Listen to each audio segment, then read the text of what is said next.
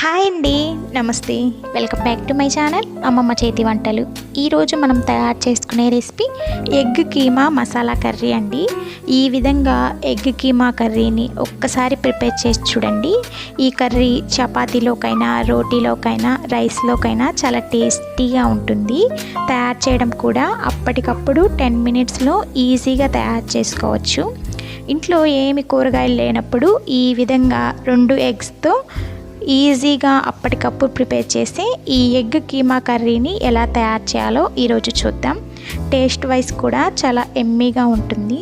ముందుగా ఈ egg keema curry కోసం మనకి ఎన్ని ఎగ్స్ కావాలో అన్ని ఎగ్స్ని బాయిల్ చేసుకొని పక్కన పెట్టుకోవాలి. ఈ విధంగా బాయిల్ చేసిన ఎగ్ని ఈ విధంగా సన్నగా తురుముకోవాలి. చూస్తున్నారు కదండి, ఈ విధంగా ఎగ్స్ అన్నిటినీ చూపిస్తున్న విధంగా తురుముకొని పక్కన పెట్టుకోవాలి.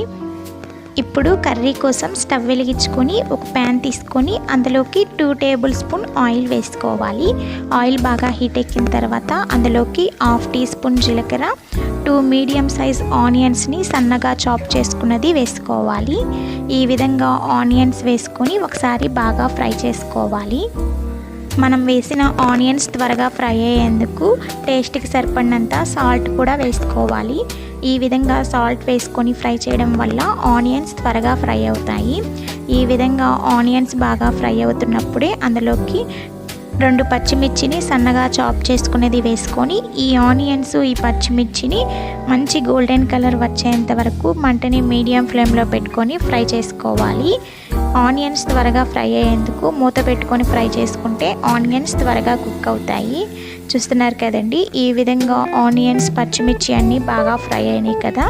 ఈ స్టేజ్లో అందులోకి 3 మీడియం సైజ్ టమాటాని సన్నగా చాప్ చేసుకున్నది వేసుకోవాలి. టమాటాలు కూడా బాగా మెత్తబడేంత వరకు కుక్ చేసుకోవాలి.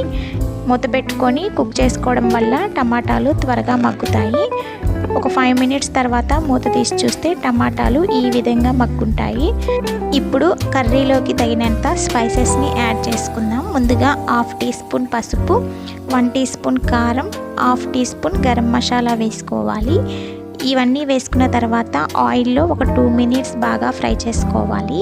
ఈ కర్రీలో ఎక్కువ మసాలాలు ఏం లేకుండా తక్కువ మసాలాలతోనే ఎక్కువ టేస్ట్ ఉంటుందండి ఈ కర్రీని మీరు కూడా ఒక్కసారి ఇదే విధంగా ప్రిపేర్ చేసి చూడండి, చాలా టేస్టీగా ఉంటుంది.